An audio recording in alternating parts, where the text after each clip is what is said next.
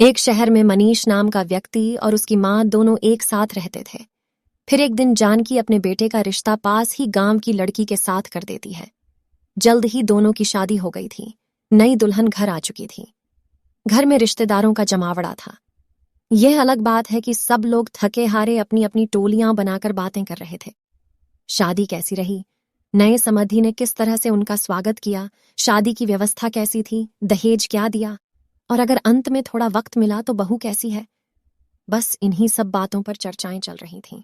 घर की मालकिन जानकी जी सबकी बातें सुन सुनकर फूल कर कुप्पा हुए जा रही थीं। आखिर पूरी रिश्तेदारी में उनके बेटे जैसा विवाह किसी का ना हुआ था। दहेज का सामान देख देख कर तो लोगों की आंखें फटी की फटी जा रही थीं।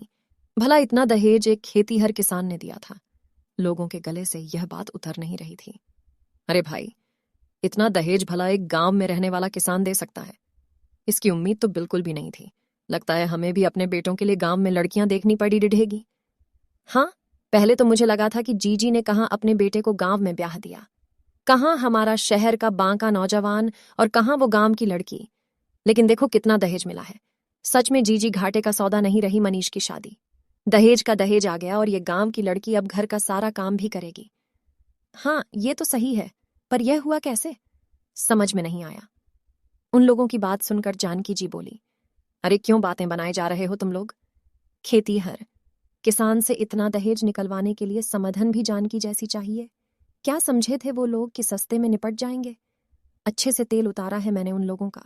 इतना दहेज भी समेट लिया और अब देखना उनकी बेटी से सारे घर का काम भी करवाऊंगी। अरे पर बहू तो बेटे के साथ नौकरी वाली जगह पर चली जाएगी ना। अरे ऐसे कैसे चली जाएगी? उसे तो यही रखूंगी।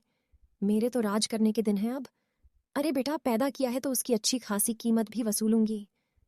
सबके सामने डींगे हाँकती हुई जानकी जी जोर जोर से हंसने लगी। उनकी ये बातें पास ही कमरे में बैठी नई दुल्हन रजनी के कानों में पड़ रही थीं। सुन सुनकर उसका खून खोल रहा था, लेकिन बिल्कुल चुप थी।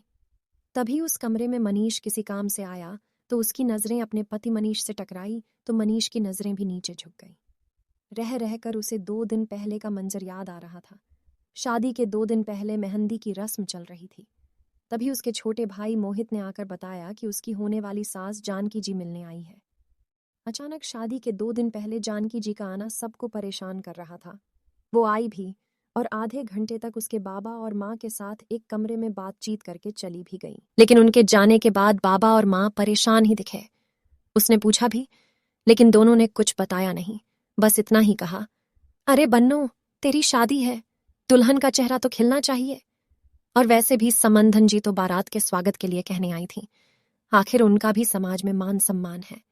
तू चिंता बिल्कुल भी ना कर। उसके आगे उन्होंने कुछ नहीं कहा और रजनी भी बेफिक्र हो गई। लेकिन कल रात जानकी जी भी बारात के साथ आई थी। बाबा ने बहुत अच्छे से बारात का स्वागत किया था। विवाह हो जाने के बाद किसी बात को लेकर जानकी अड्डा गई। पता चला कि जानकी जी ने जितना कैश मांगा था उसमें कुछ रुपए कम थे।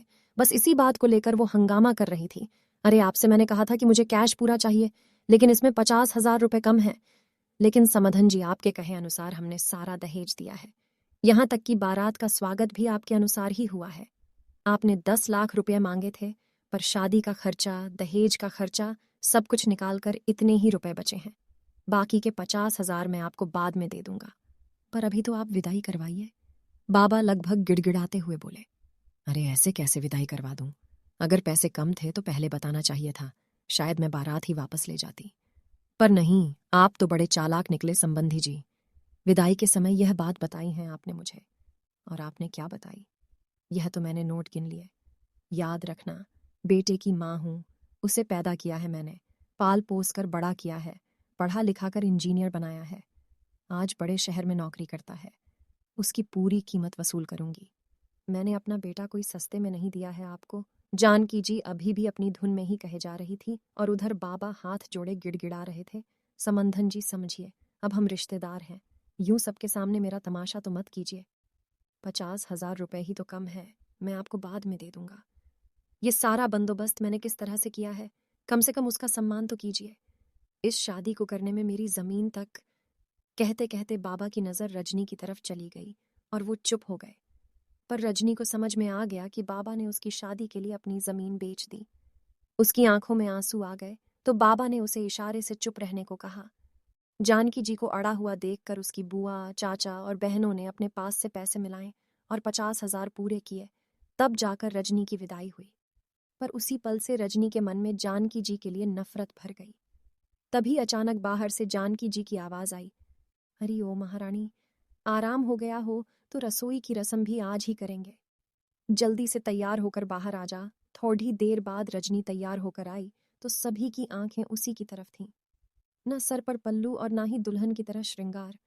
उसने सिंपल सा सूट पहन रखा था, बाल खुले हुए, माथे पर छोटी सी बिंदी, मांग में सिंदूर और हल्की ज्वेलरी। उसे देखते ही जानकी जी चिल्लाते हुए बोली, अरे ओ महारानी, ये तेरे बाप का घर नहीं है।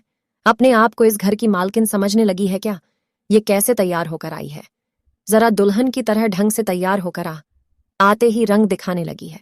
भूल मत, मैं तेरी सास हूं, तेरे पति की मां। उनकी बात सुनकर रजनी उनके पास आई और उनके सामने सोफे पर बैठते हुए मनीष से बोली, सुनिए जी, मेरा इस घर में दम घुट रहा है। आप फटाफट यहां से चलने की तैयारी कीजिए। हम अपने घर को जाएंगे। वैसे भी मुझे बुढ़िया के साथ रहने में कोई इंटरेस्ट नहीं है। उसकी बात सुनकर सब लोग हैरानी से उसकी तरफ देखने लगे और जानकी जी गुस्से में फूंकारती हुई बोली, तेरी हिम्मत कैसे हुई मुझसे इस तरह से बात करने की? और कहां जाने की बात कर रही है? जब मेरी इच्छा होगी तभी भेजूंगी, पर उससे पहले तो तुझे तमीज सिखानी है। भूल गई कि कल तेरा बाप किस तरह से गिड़गिड़ा रहा था मेरे सामने? जानकी जी की बात सुनकर रजनी की आंखों में गुस्सा उतर आया। हमें सब अच्छे से याद है अम्मा जी, बहुत अच्छे से याद है, और ये बात अब हम जिंदगी भर नहीं भूलेंगे। पर आप शायद भूल रही है कि मेरे पिता ने कल आपका बेटा खरीदा था और उसकी पूरी कीमत चुकाई थी। आपने कहा था ना कि बेटे की मां हूं, उसकी पूरी कीमत वसूल करूंगी, तो बस हमने आपका बेटा खरीद लिया। अब उस पर आपका कोई हक नहीं है। भूल कर भी इसके आसपास नजर आई तो देख लेना। देख लीजिए अपने बेटे को आज जी भर के। मैं तो लेकर जा रही हूं उसे, अब इस पर सिर्फ मेरा हक है। जानकी जी मनीष की तरफ देखकर बोली, अरे नालायक, कुछ बोल क्यों नहीं रहा है? ये तेरी बीवी पागल हो गई है, तेरी माँ को इतना कुछ सुना रही है। कल आप भी इसके माता पिता को बहुत कुछ सुना रही थी माँ। मैं तो कल भी कुछ नहीं बोला था ना, आज भी नहीं बोलूंगा। आपने मुझे पैदा किया, पाल पोस कर बड़ा किया, उसकी कीमत आप वसूल चुकी हो। फिर किस हक से आप यह बात बोल रही हो? यह सब बातें करते समय आपने एक बार भी मेरे बारे में सोचा? आपने तो मुझे अपनी ही नजरों में गिरा दिया। अपने ही बेटे के साथ इतना बड़ा धोखा, फिर अब इतना हंगामा क्यों? मनीष की बात सुनकर जानकी जी चुप हो गई। आंखों में आंसू लिए वो गिड़गिड़ाती रही, मुझे माफ कर दे बेटा, मुझसे गलती हो गई।